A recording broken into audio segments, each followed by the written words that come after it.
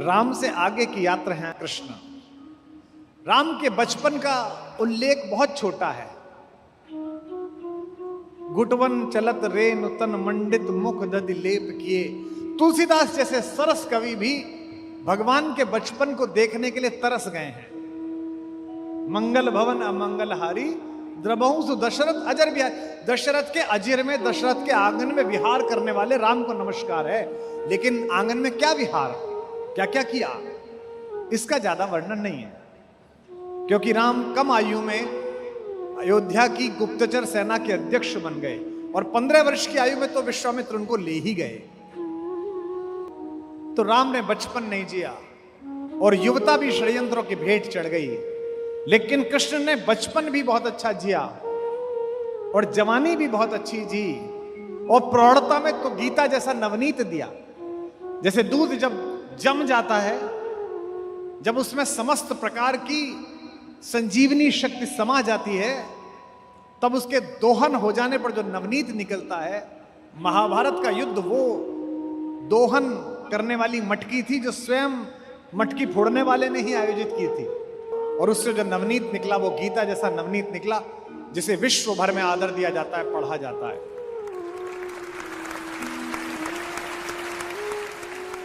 राम के जीवन में अर्थ है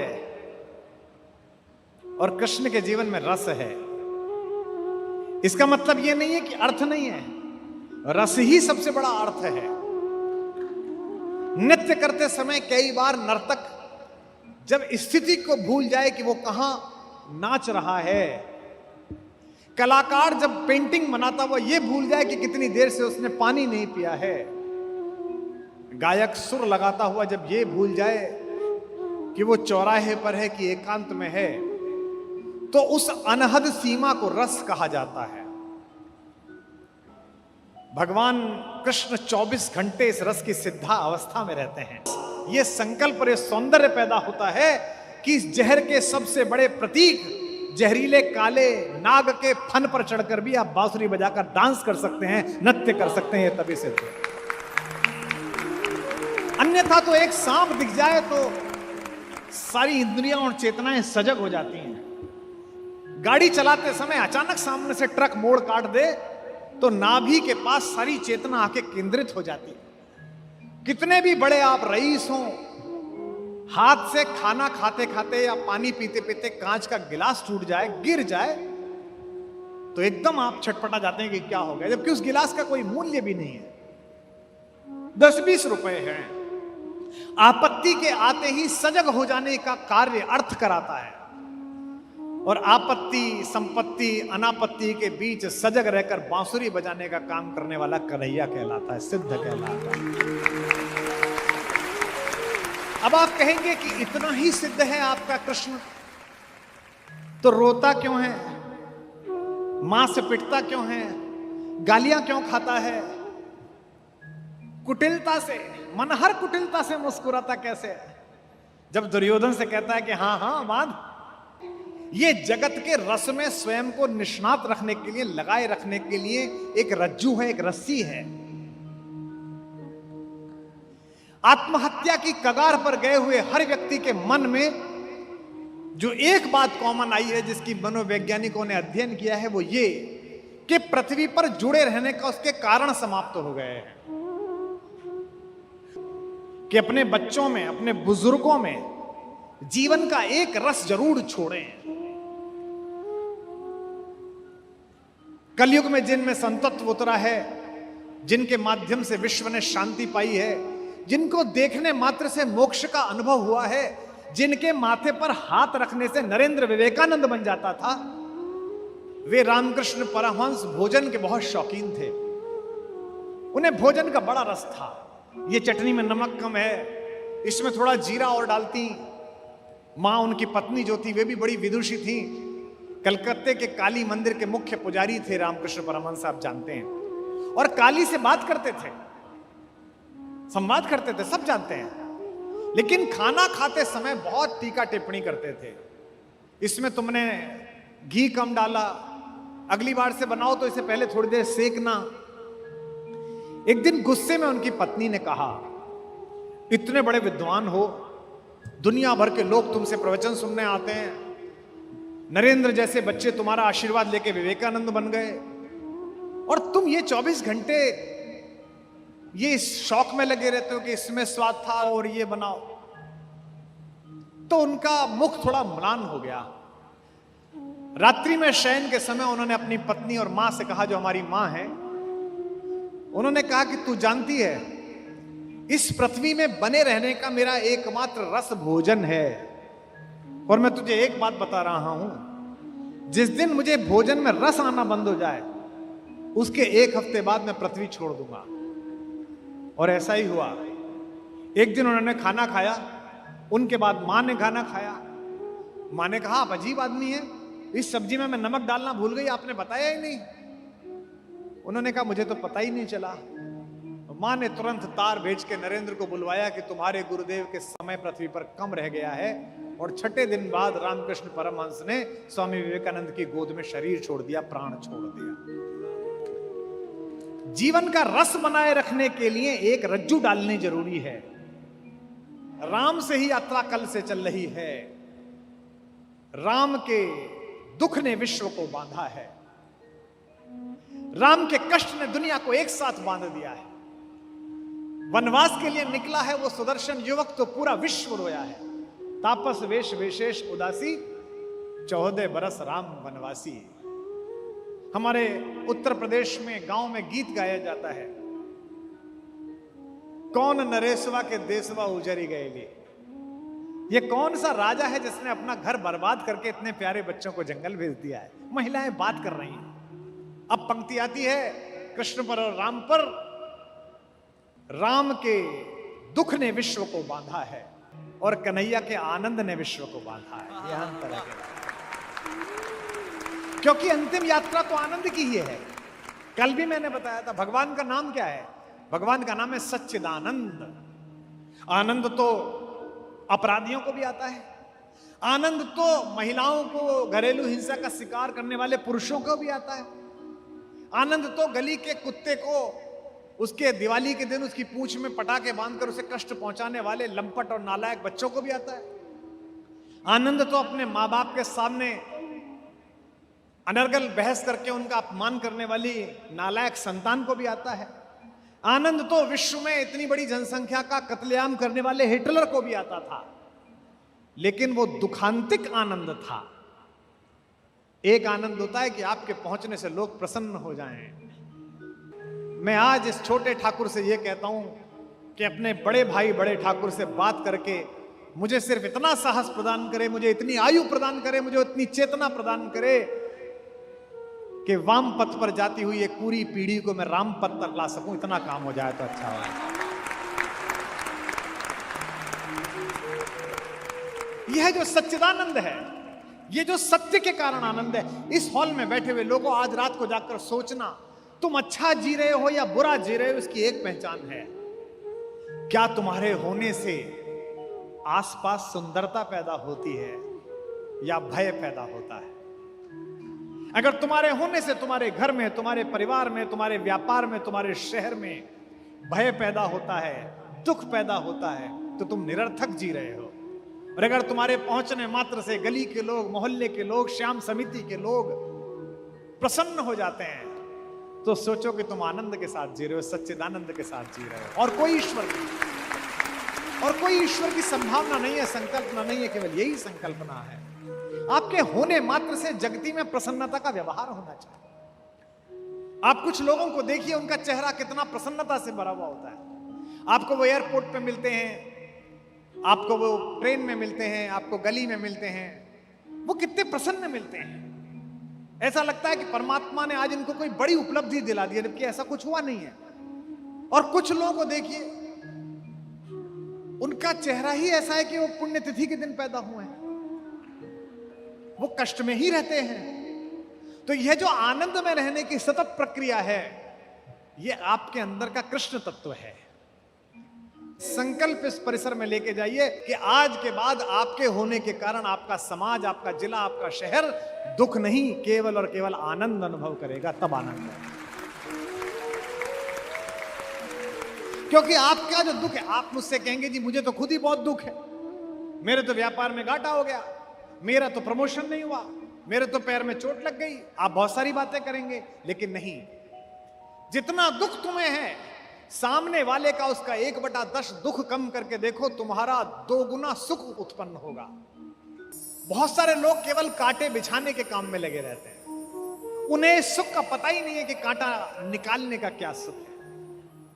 जो लोग समाज में काम करते हैं, जिस समिति ने एक कार्यक्रम कराया है, इस समिति ने कांटा निकालने का काम किया है। रसखान जैसा पठान, सैयद इब्राहिम पठान रसखान, वो कहता है कि शासन छोड़ो, मैं त्रैलोक्य कुर्बान कर सकता हूं। किस चीज पर? ब्रज में जो करील के कुंज हैं, जिनके नीचे से कभी कन्हैया निकले हैं, अगर ये देखने को मिल जाए तो मैं कल्प वृक्षों का बाग कुर्बान कर सकता हूं। और वो जो लकड़ी है जिसको लेकर वो अपनी गाय चराने निकले हैं, वो जो उन्होंने अपने कमर में कमरिया बांध रखी है, उसके ऊपर मैं तीनों लोकों का राज्य न्यौछावर कर सकता हूं। अगर भगवान मुझे कहें कि रसखान सुन, तुझे 8 सिद्धि और 9 निधि प्रदान करता हूं, और दूसरी तरफ एक काम यह है कि जहां कन्हैया गाय चराते थे वहीं तुझे गाय चराने का काम देता हूं, तो रसखान कहता है कि मैं लपक कर गाय चराने का काम ले लूंगा, 8 निधि छोड़ दूंगा, 9 निधि छोड़ दूंगा। तात्पर्य यह है कि जड़ चेतन को रस से भरने वाला वह कृष्ण सही मायनों में रस की खान है।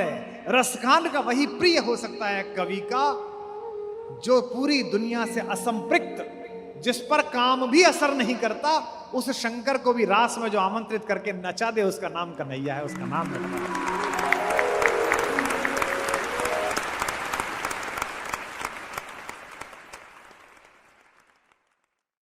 भारतीय स्त्रियों के इतिहास की सबसे दीपित चरित्र है द्रौपदी। इस देश को इस समय अबलाओं की आवश्यकता नहीं है। अपने केशों पर अगर कोई निर्लज्ज हाथ डाल दे तो उसकी छाती फाड़ देने का साहस पैदा करने वाली द्रौपदियों की आवश्यकता है।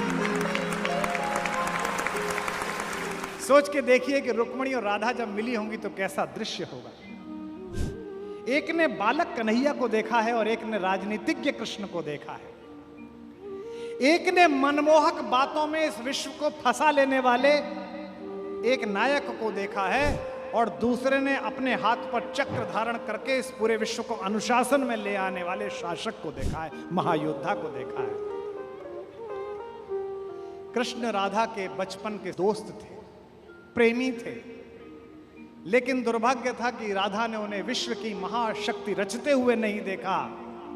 राधिका ने कृष्ण को कुचक्र के जालों को सुलझाते हुए नहीं देखा, शिशुपाल का वध करते हुए नहीं देखा। लेकिन रुक्मिणी का भी यह दुर्भाग्य कम नहीं है कि उसने तीनों लोगों को मुक्त हस्त से दान देने वाले को दूसरे के घर में चुपचाप घुसकर कुछ चुराते हुए भी देखा।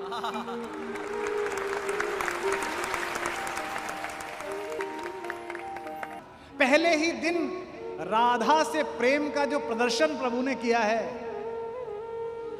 बरसाने से एक 12 साल की लड़की खेलने के लिए पहली बार गोकुल आई सहेलियों के साथ।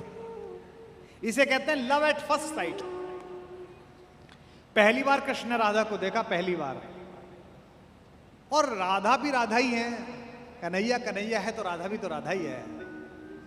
हजारों रतियां इकट्ठी कर दी जाएं तो भी ठकुरानी के पैर की सबसे छोटी उंगली के नाखून के बराबर ना पहुंचेंगे, इतनी सौंदर्य, इतना मिठा। पहला सवाल कृष्ण ने पूछा, बूझत श्याम कौन तू गोरी। पहला सवाल, बूझत श्याम कौन तू गोरी। कृष्ण ने पूछा कि कौन हो तुम, कहां रहती हो, कभी देखा नहीं, कभी ब्रज की तरफ आई नहीं। पहला सवाल, बूझत श्याम कौन तू गोरी, बूझत श्याम कौन तू गोरी। कहां रहत काकी तू बेटी, कितनी पोलाइटनेस से बात करना है। कहाँ रहत काकी तू बेटी, देखी नाय कबहू ब्रज खोरी। बूझत श्याम कौन तू गोरी, बूझत श्याम कौन तू गोरी। लेकिन सौंदर्य का भी अपना एटीट्यूड होता है। राधा ने भी पहली बॉल वो फेंकी जिसमें तीनों गिल्लियां उड़ गई। बोले कि हमको क्या मतलब, हम यहाँ आते ही नहीं है। हाँ, लोग बताते रहते हैं कि ये इलाका है, यहाँ एक कोई नंद का लड़का है, बड़ा शैतान, बड़ा चोर, सबका सामान चुराता रहता है। काहे को हम ब्रज तनियावत, खेलत रहत आपनी पौरी। काहे को हम ब्रज तनियावत, खेलत रहत आपनी पौरी। सुनत रहत श्रवणन नंद लाला, सुनत रहत श्रवणन नंद लाला। करत रहत माखन दधि चोरी। बूझत श्याम कौन तू गोरी, बूझत श्याम कौन तू गोरी। अगर पहले ही परिचय में कोई लड़की इतनी बेइज्जती कर दे तो लड़का कहेगा थैंक यू वेरी मच। लेकिन ये भी कन्हैया है, उत्तर देखिए। तुमरो कहा चोरी हम लइए, तुम्हारा क्या चुराया? तुमरो कहा चोरी हम लइए, खेलन चलो संग मिली जोरी। सूरदास प्रभु रसिक शिरोमणि, सूरदास प्रभु रसिक शिरोमणि। बातई भुरई राधिका भोरी। बूझत श्याम कौन तू गोरी, बूझत श्याम कौन तू गोरी। इसीलिए प्रेम के गीत से शुरू करने वाला व्यक्ति जब अपनी सोच की प्रौढ़ता पर पहुंचा तो उसने गीत के आगे अपनी प्रौढ़ता का आकार लगा दिया और गीत कहने वाले ने गीता प्रदान कर दी। जो गीत नहीं गा सकता वो गीता भी नहीं गा सकता। इसलिए कोई भी प्रोफेसर, कोई भी विद्वान मिले जो कहे मुझे गाना पसंद नहीं है, मुझे नाचना पसंद नहीं है, मुझे पर्यटन पसंद नहीं है, मुझे बारिश में भीगना पसंद नहीं है, समझ जाना कि ये पूरा ज्ञान न दे पाएगा। क्योंकि जो गीत गा सकता है वही गीता गा सकता है। धूप में निकलो, बारिश में नहाकर देखो, जिंदगी क्या है किताबों को हटाकर देखो। कृष्ण ने जब तक गीता गाई है उससे पहले तक आप सोच नहीं सकते कि यही व्यक्ति गीता सुनाएगा जिसने गीत गाए। और चुना भी किसे है? सांवले ने गोरी चुनी है, सांवले ने राधा को चुनी है। ये जो योद्धा ने, ये जो एक विलक्षण व्यक्ति ने चयन किया है राधा का, ये अनायास नहीं हुआ है।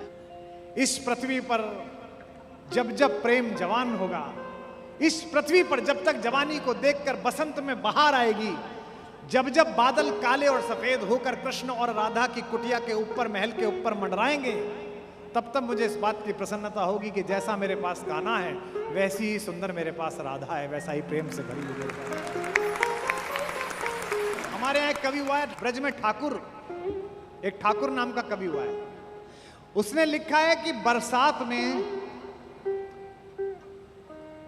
बादल अचानक आ गए होली के दिन, जबकि होली में बरसात कम होती है, लेकिन उस दिन हो गई। तो ब्रज के लोगों ने एक अलग दृश्य देखा। कन्हैया के घर के ऊपर तो गोरी घटा बरस रही थी और राधा के घर के ऊपर काली घटा बरस रही थी।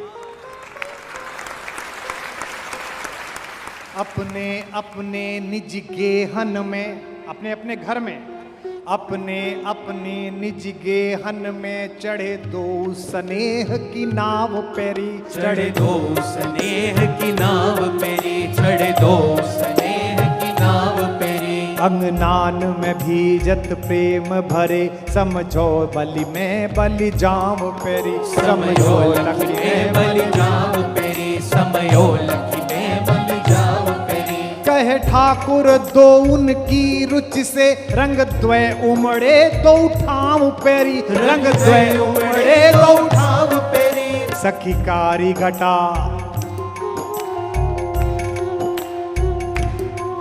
सखी कारी घटा बरसे बरसाने पे,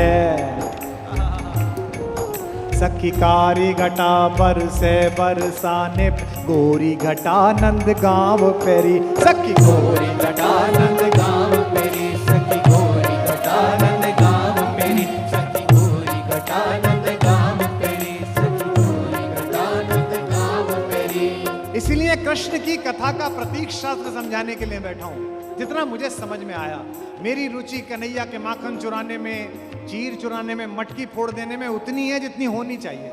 इससे आगे की क्या कथा है? कृष्ण के पूरे बचपन में एक जिद चली है, एक संकट चला है काले होने का।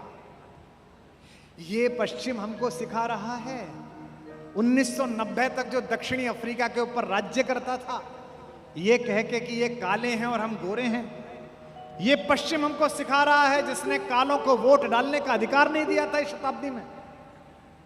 इस देश में हजारों हजार वर्ष पहले हमारे देवता ने अपनी इच्छा के चयन पर गोरा हो जाने के बजाय काला होना स्वीकार किया था, ताकि सभी रंगों को आदर मिल सके। चाहता तो मेरा देवता गोरा भी हो सकता था, उसके हाथ में है, उसने सृष्टि बनाई है। गोरा होकर पैदा हो जाता। ना मेरा राम गोरा है, ना मेरा कन्हैया गोरा है, ना मेरा शंकर गोरा है, ताकि रंग के आधार पर पृथ्वी पर घूमता हुआ कोई भी मनुष्य मिले तो हिंदुस्तानी, भारत से जाने वाला सनातनी उसे कलेजे से लगा सके कि मेरे भगवान के रंग का है, मेरे आराध्य के रंग का है। मैंने 10 साल पहले जन्माष्टमी पे व्रत में था मैं, तो मेरी माँ भी पंजीरी बना रही थी। पंजीरी आप जानते हो? पंजीरी जानते हो? हाँ, सरकार में बहुत बंटती है।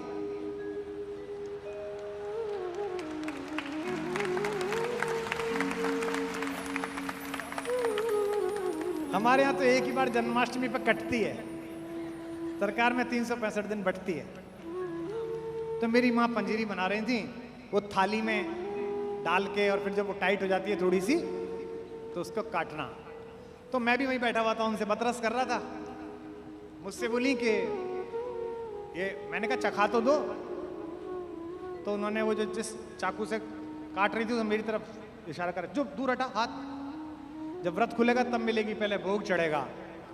अरे मैंने कहा मैं भी तो कन्हैया ही तुम्हारा, दे दो, इसमें क्या दिक्कत है, घर में ही मौजूद है, वहां कहाँ आ जाओगे? बोली नहीं बकवास नहीं, बनाने लगी। मुझसे बोली अच्छा चल एक काम कर, जा तब मिलेगा जब पहले कृष्ण जी पे कुछ लिख के ला, रात को जब व्रत खोलेंगे तब सुनाना। मैंने 4 पंक्ति कन्हैया पे लिख ली, राधा की ओर से, कि राधा बेचारी इतना प्रेम करा और कृष्ण उन्हें मिले ही नहीं, तो मैंने 4 पंक्ति लिख दी और मैंने जल्दबाजी में उन्हें सुना दी 2 घंटे बाद ही, कि देखो ये लिखी हैं पंक्ति, आपको भी सुना देता हूं। कृष्ण को कहां ढूंढे, राधा क्या कह रही हैं कि हो काल गति से परे चिरंतन, अभी यहां थे अभी यहीं हो काल गति से परे चिरंतन, अभी यहां थे अभी यहीं हो। कभी धरा पर कभी गगन में। बचपन में मां से बोले कन्हैया की मां, मैं दाऊ बलराम को चिड़िया दिखा रहा था, तो मैंने इधर की तरफ हाथ उठाया तो सूरज इधर की तरफ दिखने लगा। तो मां ने कहा तुझे क्या पता, तू जिधर की तरफ उंगली उठा देगा सूर्य और चंद्रमा को तो दिशा में जाना ही पड़ेगा, तुझे क्या पता। तो कभी धरा पर कभी गगन में, कभी कहां थे कभी कहीं हो। तुम्हारी राधा को भान है तुम सकल चराचर में हो समाए। तुम्हारी राधा को भान है, तुम सकल चराचर में हो समाए। बस एक मेरा है भाग्य मोहन के जिसमें होकर भी तुम नहीं हो। बस एक मेरा है भाग्य मोहन।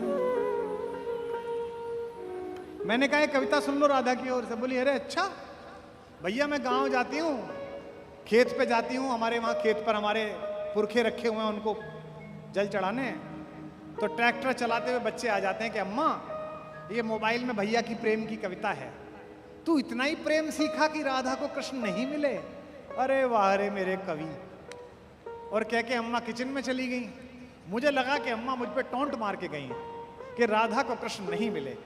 मैंने व्रत खोलने से पहले 4 पंक्ति और लिखी, वो भी स्मरण कर रहा हूं, सुनाता हूं कि न द्वारिका में मिले विराजे, न द्वारिका में मिले विराजे, न द्वारिका में मिले विराजे। बिरज की गलियों में भी नहीं हो, न योगियों के हो ध्यान में तुम, अहम जड़े ज्ञान में नहीं हो। तुम्हें ये जग ढूंढता है कान्हा, मगर इसे ये खबर नहीं है। तुम्हें ये जग ढूंढता है कान्हा, मगर इसे ये खबर नहीं है। बस एक मेरा है भाग्य मोहन, अगर कहीं हो तो तुम यहीं हो। बोल राधा रानी की। बस एक मेरा है भाग्य मोहन। इसलिए एक बार सच्चे मन से पुकारो तो सही, घनश्याम मन के पुकारो तो इसी परिसर में माता का आविर्भाव होगा। कैसे कि मेरे जीने में मरने में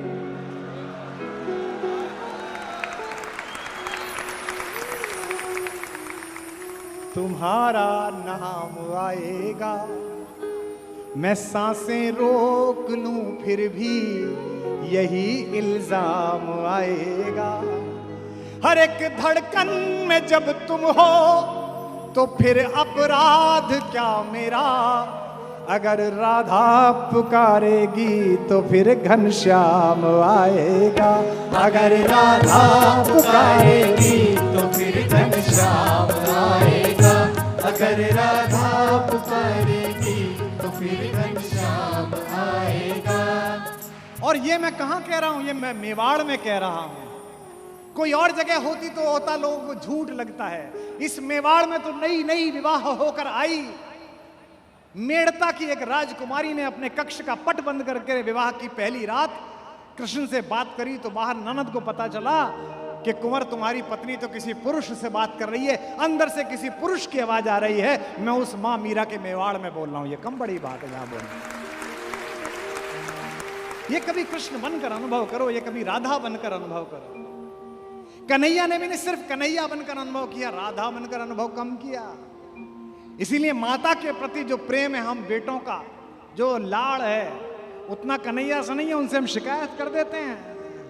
इसीलिए राधा से मिलने के लिए जब कृष्ण पहुंचे तो बांग्लादेश के कवि ने, बंगाल के कवि ने, काजी नजरुल इस्लाम ने, जो मौलवी था, जो मुअज्जन था, ये होली पर जरा सा गाल पर रंग अमाख आपके गाल पर क्या लग जाता है, आपकी कौमी एकता संकट में आ जाती है तो अच्छी बात नहीं है। रसखान से सीखो, रहीम से सीखो, काजी नजरुल इस्लाम से सीखो। सियासत लड़ाती रहे, कोई दिक्कत नहीं, उसका काम है। चुनाव आते जाते रहें। हमर वो तो तुम वो हैं कि तुम मेरे गांव में रहते थे शकील मियाँ, तो मैं जब भी निकलता था मैं तुमसे राम राम करता था और तुम भी पलटकर मुझसे राम राम करते थे। हमारा आप तो वो रिलेशन के लिए। नजरुल ने बंगला में गीत लिखा, मैंने उसका हिंदी में अनुवाद किया है। अगर तुम राधा होते श्याम, अगर तुम राधा होते श्याम। महसूस करके देखिए कैसी वेदना है हमारी माँ की। अगर तुम राधा होते श्याम, अगर तुम राधा होते श्याम। मेरी तरह रातों में दिन में, उन्होंने बांग्ला में लिखा, आमारी मौतों दिवसों निसी दिन, मैंने हिंदी करी, मेरी तरह रातों में दिन में जपते श्याम का नाम। अगर तुम राधा होते श्याम। अगर तुम राधा होते श्याम। अगर तुम राधा होते श्याम।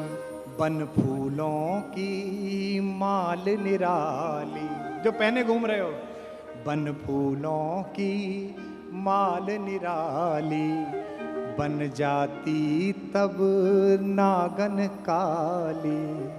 कृष्ण प्रेम की भीख मांगने, कृष्ण प्रेम की भीख मांगने आते, लाख जन्म तुम आते आते इस ब्रजधाम। अगर तुम राधा होते श्याम। अगर तुम राधा होते श्याम। अगर तुम राधा होते श्याम। चुपके चुपके चुपके चुपके चुपके चुपके तुमरे हृदय में बसता बंसी वाला।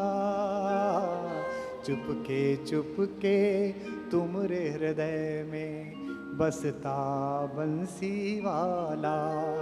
धीरे धीरे उसकी धुन से बढ़ती मन की ज्वाला। पनघट पे तुम नैन लगाए रहते आस लगाए।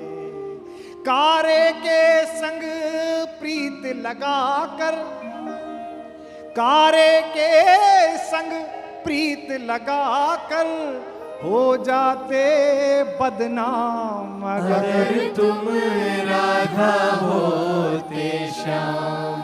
अगर तुम राधा होते श्याम। अगर तुम राधा होते श्याम। 3 चरित्र और अगला सारा समय केवल इन पर। एक रुक्मिणी और एक राधिका, एक पटरानी और एक दीवानी, और एक दूसरी लुभानी जो चित्तौड़ के किले में नाची, पागल होकर नाची। ये 3 मेरी माएं, और इनको थोड़ा थोड़ा समय, जितना मेरे पास रस है, जितना मेरे पास स्मृति है, मैं आपके माध्यम से देखता हूं। सूरदास ने एक पद लिखा है कि एक बार जब तीज के मेले में सारे परिवार को लेकर द्वारिका से कन्हैया आए तो ठकुरानी दीवानी से मिली थी। सोच के देखिए कि रुक्मिणी और राधा जब मिली होंगी तो कैसा दृश्य होगा। एक ने बालक कन्हैया को देखा है और एक ने राजनीतिज्ञ कृष्ण को देखा है। एक ने मनमोहक बातों में इस विश्व को फंसा लेने वाले एक नायक को देखा है, और दूसरे ने अपने हाथ पर चक्र धारण करके इस पूरे विश्व को अनुशासन में ले आने वाले शासक को देखा है, महायोद्धा को देखा है। कृष्ण राधा के बचपन के दोस्त थे, प्रेमी थे, लेकिन दुर्भाग्य था कि राधा ने उन्हें विश्व की महाशक्ति रचते हुए नहीं देखा। राधिका ने कृष्ण को कुचक्र के जालों को सुलझाते हुए नहीं देखा, शिशुपाल का वध करते हुए नहीं देखा। लेकिन रुक्मिणी का भी यह दुर्भाग्य कम नहीं है कि उसने तीनों लोगों को मुक्त हस्त से दान देने वाले को दूसरे के घर में चुपचाप घुसकर कुछ चुराते हुए भी देखा। रुक्मिणी ने ना माखन चोर देखा, ना बांसुरी देखी, ना उखल से बंधे हुए कन्हैया को देखा, ना गोपिकाओं की शिकायत देखी। उन्होंने क्या देखा? रुक्मिणी ने देखा दुनिया को चलाने वाला कृष्ण, लेकिन गायों को चलाने वाला कृष्ण तो राधिका के हिस्से आया। संस्कृत में गौ के 3 अर्थ हैं, एक इंद्रियां, दूसरा गाय, और तीसरा सूर्य के चारों ओर घूमने वाला समस्त सौर मंडल के ग्रह, उन्हें भी गौ कहते हैं। रुक्मिणी बहुत सौभाग्यशाली है कि पटरानी है, लेकिन कैसी पटरानी जिसके हिस्से न बांसुरी आई न माखन आया। जो मैंने कल कहा था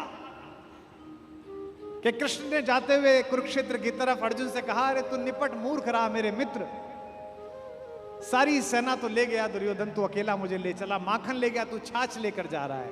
मुस्कुराते हुए अर्जुन ने कहा कि वो पागल था, वो माखन ले गया तो मैं तो माखन चोर को लेके जा रहा हूं, आप सबसे आगे, इसमें कोई दिक्कत नहीं। राधा की जो यात्रा तुमसे प्रारंभ हुई थी और रुक्मिणी की यात्रा आपसे प्रारंभ हुई थी।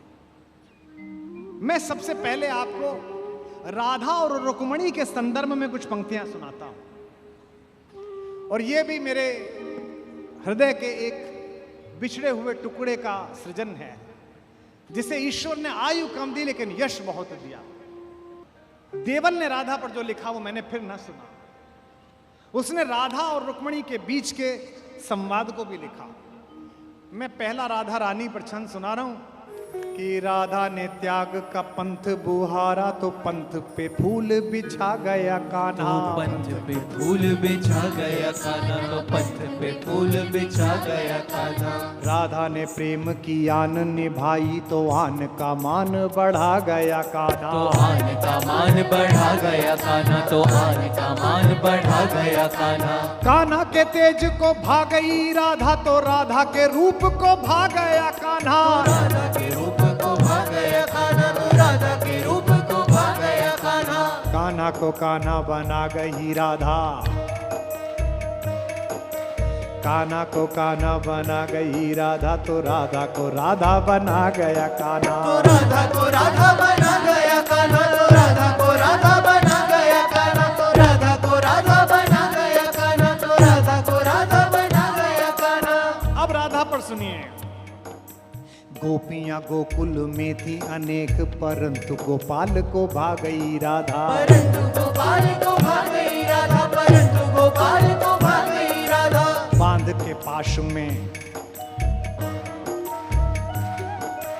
बांध में पाश में नाग नथैया को काम विजेता बना गई राधा, काम विजेता बना गई राधा, काम विजेता बना गई राधा। काम विजेता को प्रेम प्रणेता को प्रेम पीयूष पिला गई राधा, प्रेम पीयूष पिला गई राधा, प्रेम पीयूष पिला गई राधा।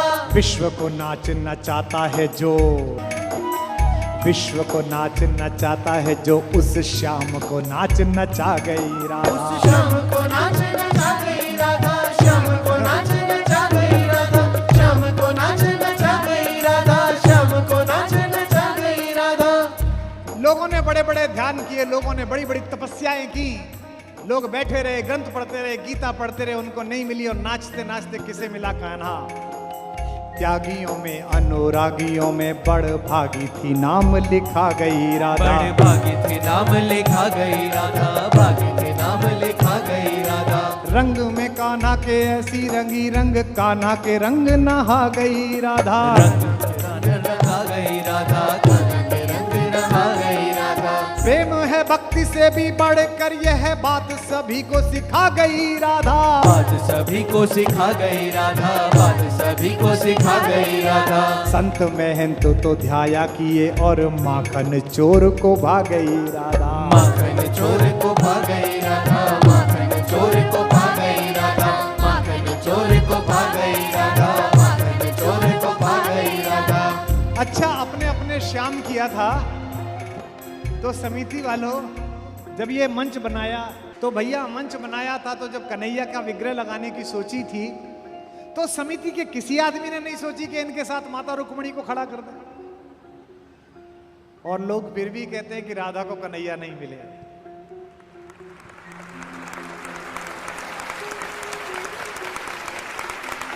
के ब्याही न श्याम के संग न द्वारिका, या मथुरा मिथिला गई राधा, या मथुरा मिथिला गई राधा, या मथुरा मिथिला गई राधा।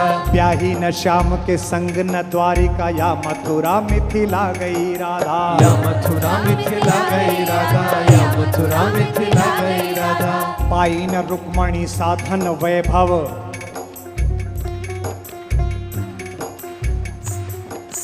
पाई न रुक्मणी साधन वैभव, संपदा को ठुकरा गई राधा। संपदा को ठुकरा गई राधा, संपदा को ठुकरा गई राधा।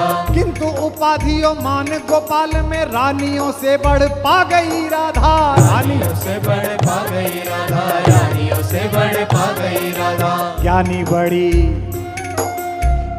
बड़ी अभिमानी बड़ी, पट रानी को पानी पिला गई राधा। पट रानी को पानी पिला गई राधा, रानी को पानी पिला गई राधा। पट रानी को पानी पिला गई राधा, रानी को पानी पिला गई राधा। सारे कौरवों को इकट्ठा करके जो कुरुक्षेत्र के मैदान में नाश का साधन बना दे, वो अपनी प्रेमिका को ब्रज से बुला नहीं सकता था।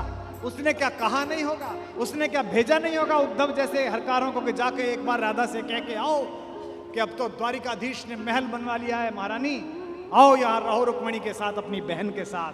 लेकिन प्रेम में अना होती है, स्वाभिमान कहते हैं। जिस विश्वविद्यालय का कल मैं जिक्र कर रहा था, दिल्ली में एक ज्ञानियों का विश्वविद्यालय है, उद्धव लोगों का। वहां एक प्रोफेसर मुझसे कह रहा था, भाई साहब आपकी राधा रानी कुछ ज्यादा नाजुक हैं। मैंने कहा कैसे? बोले गोकुल और मथुरा के बीच में एक यमुना है, उसे पार कर लेती, मिल लेती, इतना रोना पिटना कैसे है? मैंने कहा इसका मतलब तूने डिग्री ली है, प्रेम नहीं किया। के हार के श्याम को जीत गई, अनुराग का अर्थ बता गई राधा। अनुराग का अर्थ बता गई राधा, अनुराग का अर्थ बता गई राधा। पीर पे पीर सही पर प्रेम को शाश्वत कीर्ति जगा गई राधा। शाश्वत कीर्ति दिला गई राधा, शाश्वत कीर्ति दिला गई राधा। कान्हा को पा सकती थी प्रिया,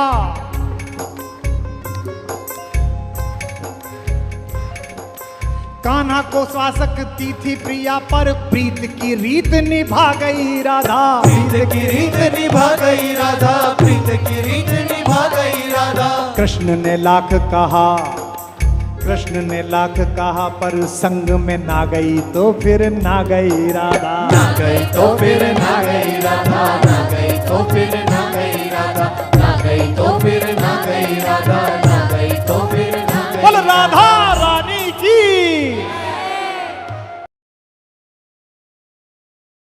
शांति ऐसे नहीं आती, शांति नहीं तब तक जब तक सुख भाग न नर का सम हो, नहीं किसी को बहुत अधिक हो, नहीं किसी को कम हो। ये कहा अर्जुन ने, लेकिन युधिष्ठिर ने नहीं मानी, बड़े भैया ने नहीं मानी। ये जो बड़े भैया लोग होते हैं बड़े शांतिपूर्ण होते हैं, शांति शांति शांति। हर घर में कुछ युधिष्ठिरों की आवश्यकता भी है, लेकिन हर घर में ऐसे लोगों की आवश्यकता है कि अगर कोई निर्लज्ज कुलवधू के आंचल पर हाथ डालने की कोशिश करे तो वो बिना बड़े भैया से पूछे अपना गांडीव उठा ले और अपनी गदा उठा ले। ऐसे लोगों की आवश्यकता है। ये जो गीता के पारायण से पहले महाभारत में उद्घोष सुनते हो, यदा यदा हि धर्मस्य ग्लानिर्भवति भारतः अभ्युत्थान अधर्मस्य तदात्मानं सृजाम्यहम्। मैं स्वयं को सृजित करूंगा। ये जो इन्होंने कहा था, ये एक दिन में नहीं कह दिया था। इसकी भूमिका लिखी गई थी उस दिन जब गोकुल के गौवंश और गोकुल के गौ उत्पादनों का शोषण कंस की मार्केट करना चाहती थी। ये जो चक्र घुमाता हुआ कृष्ण आपने देखा, यह जो अन्याय के खिलाफ रथ का पहिया उठाता हुआ कन्हैया आपने देखा, ये एक दिन में तैयार नहीं हुआ। ये ब्रज भूमि में कंस जैसे अहंकारी का बाहर से आतंक और इंद्र जैसे अहंकारी का ऊपर से आतंक, इसके बीच लड़ लड़कर जिस योद्धा ने अपने आप को तैयार किया है, उस हीरो का नाम, उस नायक का नाम कन्हैया है, उसका नाम कृष्ण है।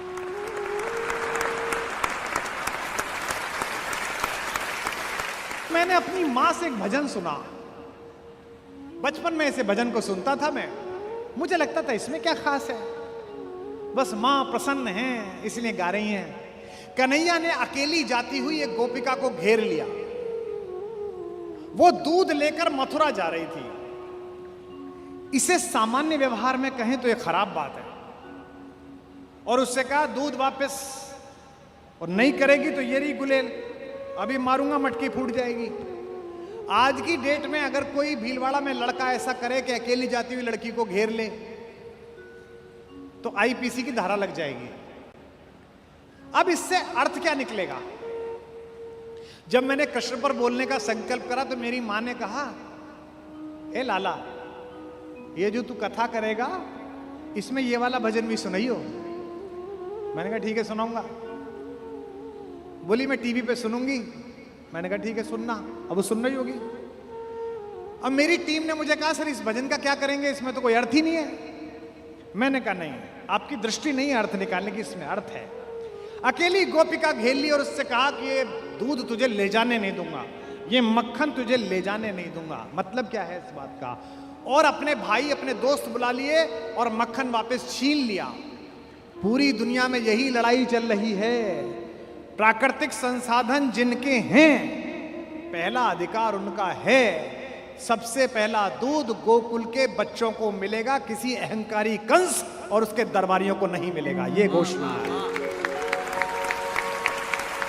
ये जो संसाधनों के वितरण का झगड़ा है, एक दुनिया का सबसे बड़ा गुंडा है, दुनिया का सबसे बड़ा सेठ, अपना तेल इस्तेमाल नहीं करता।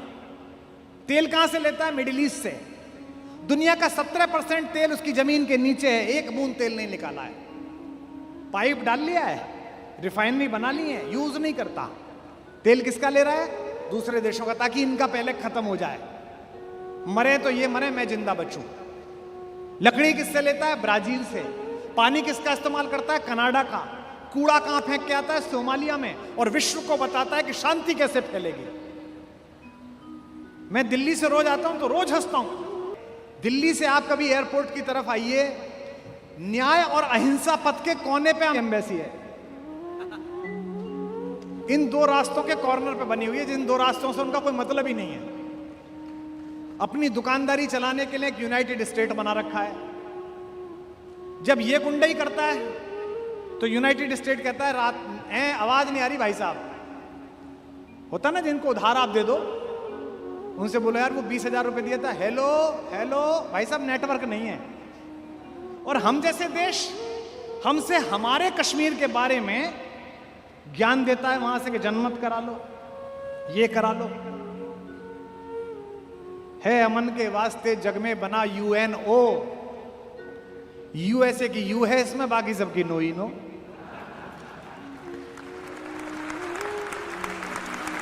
ये जो संसाधनों के वितरण का झगड़ा है, ये कृष्ण का संघर्ष है कि पहले दूध ब्रज के बच्चे पिएंगे, पहले मक्खन ब्रज के बच्चे और युवा खाएंगे, पहले इस प्राकृतिक संसाधन का इस्तेमाल यहां होगा। और लड़ना किससे है? इन सप्लायरों से, जो जल जंगल और जमीन के असली मालिकों से हक छीनकर इन वाशिंगटनों को और इन दुबइयों को देना चाहते हैं। मेरी मां का गीत है, अब इस तरीके से सुनिए तो आप सत्य सिद्ध मान जाएंगे।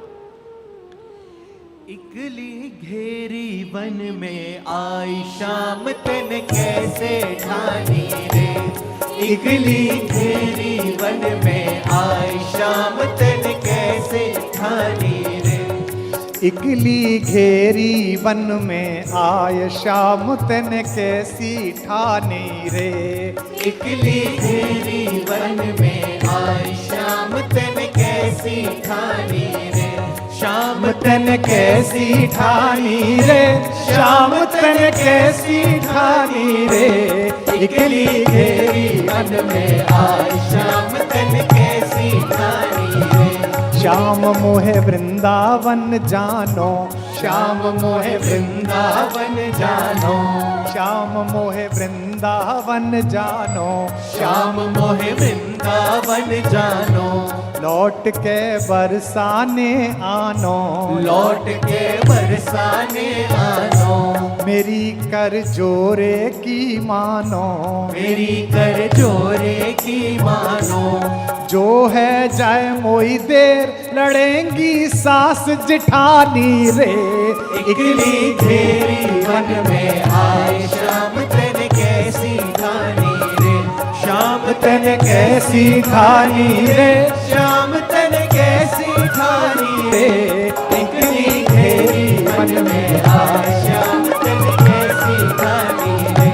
इकली घेरी वन में आए शाम तन कैसी ठानी रे। हर सप्लायर पुलिस पुलिस का भय डर खाता है। हर सप्लायर कहता है कि मैं दिल्ली शिकायत कर दूंगा, जयपुर शिकायत कर दूंगा।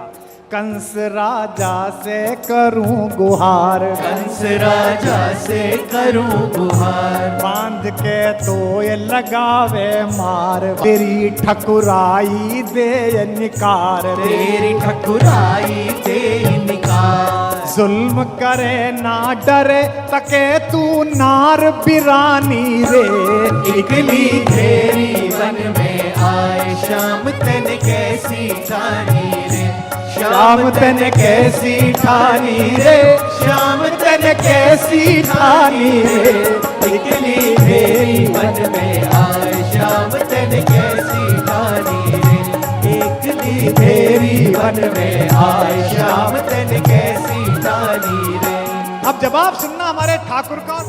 कंस क्या खसम लगे तेरो, कंस का कसम लगे तेरो, हो जा दिन जाए मैंने घेरो, हो जा दिन जाए मैंने घेरो, मारवा को कर दूंगो केरो, मारवा को कर दूंगो केरो, याय कु जन्म भयो मेरो, आए को जन्म भयो मेरो, कंस करूं निर्वंश मेट दऊं नाम निशानी रे, इकली घेरी वन में आए, शाम तन कैसे ठानी रे, शाम तन कैसे ठानी रे, श्याम तन कैसी ठानी रे, इकली घेरी वन में आए, शाम तन कैसी ठानी रे, इकली अब क्या है? घेरी वन में आए। अकेले कृष्ण से रुक नहीं रहा। देखो आप आनंद, प्राकृतिक संसाधन की लूट हो रही है, हमारा ब्रेन छीन के ले जाया जा रहा है। कृष्ण ने क्या कहा? ऑर्गेनाइजेशन बनाओ, नवयुवक मंडल बनाओ, संस्था बनाओ, खड़ा करो आंदोलन इन अत्याचारियों के खिलाफ जो देश को लूट रहे हैं। आए गए इतने में सब ग्वाल, आए गए इतने में सब ग्वाल, आए गए इतने में सब ग्वाल, आए गए इतने में सब ग्वाल, परे नैनन में डोरा लाल, परे नैनन में डोरा डाल, झूम के चले अदा की चाल, झूम के चले अदा की चाल, लुट गयो माखन मारग में, अजी लुट गयो माखन मारग में, घर गई खिसियानी रे, इकली घेरी वन में आए, शाम तन कैसी ठानी रे, शाम तन कैसी ठानी रे, वो गिरधर कैसी ठानी रे, इकली घेरी वन में आए, शाम तन कैसी ठानी रे, इकली घेरी वन में आज शाम तन कैसी ठानी रे, इकली घेरी वन में आज शाम तन कैसी ठानी रे, इकली घेरी वन में आज शाम तन कैसी ठानी। बोल बांके बिहारी लाल की। यह जो प्राकृतिक संसाधन की लूट बचाने वाला व्यक्ति था ना, बच्चा, ये जो गीता के पारायण से पहले महाभारत में उद्घोष सुनते हो, यदा यदा हि धर्मस्य ग्लानिर्भवति भारतः अभ्युत्थान अधर्मस्य तदात्मानं सृजाम्यहम्, मैं स्वयं को सृजित करूंगा। ये जो इन्होंने कहा था, ये एक दिन में नहीं कह दिया था, इसकी भूमिका लिखी गई थी उस दिन जब गोकुल के गौवंश और गोकुल के गौ उत्पादनों का शोषण कंस की मार्केट करना चाहते थे। आप जो भी पैदा करें उसके लिए मार्केट का निर्माण करें, ये तो ठीक है, लेकिन मार्केट आपके हिसाब से आपसे पैदा करवाने लगे, ये शोषण है। हमसे लोग अक्सर कहते हैं, कवि सम्मेलनों में तो बहुत आरोप लगते थे, पैसे बढ़ा दिए आपने, और कहां कहां प्रोग्राम होने लगे, आईआईटी में होते हैं, फलां होते हैं। तब मैं सदा लड़कों से कहता था, अपने जूनियर से कहता हूं, कभी यहां बैठे उनसे कहता हूं, कविता का बाजार पैदा करो, बाजार के लिए कविता मत लिखो। जैसे राजनीति का धर्म होना चाहिए, धर्म की राजनीति नहीं होनी चाहिए। ये जो चक्र घुमाता हुआ कृष्ण आपने देखा, यह जो अन्याय के खिलाफ रथ का पहिया उठाता हुआ कन्हैया आपने देखा, ये एक दिन में तैयार नहीं हुआ। ये ब्रज भूमि में कंस जैसे अहंकारी का बाहर से आतंक और इंद्र जैसे अहंकारी का ऊपर से आतंक, इसके बीच लड़ लड़कर जिस योद्धा ने अपने आप को तैयार किया है, उस हीरो का नाम, उस नायक का नाम कन्हैया है, उसका नाम कृष्ण है।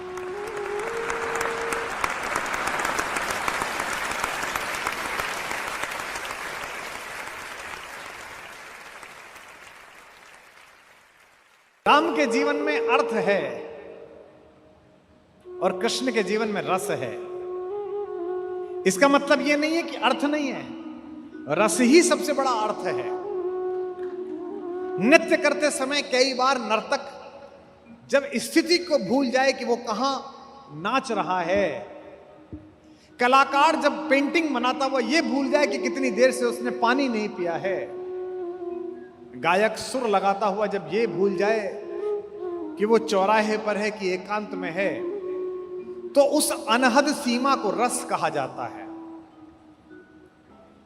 भगवान कृष्ण 24 घंटे इस रस की सिद्धा अवस्था में रहते हैं। ये सिद्धा अवस्था आ जाती है तब ये साहस, ये संकल्प और ये सौंदर्य पैदा होता है कि इस जहर के सबसे बड़े प्रतीक जहरीले काले नाग के फन पर चढ़कर भी आप बांसुरी बजाकर डांस कर सकते हैं, नृत्य कर सकते हैं। तभी से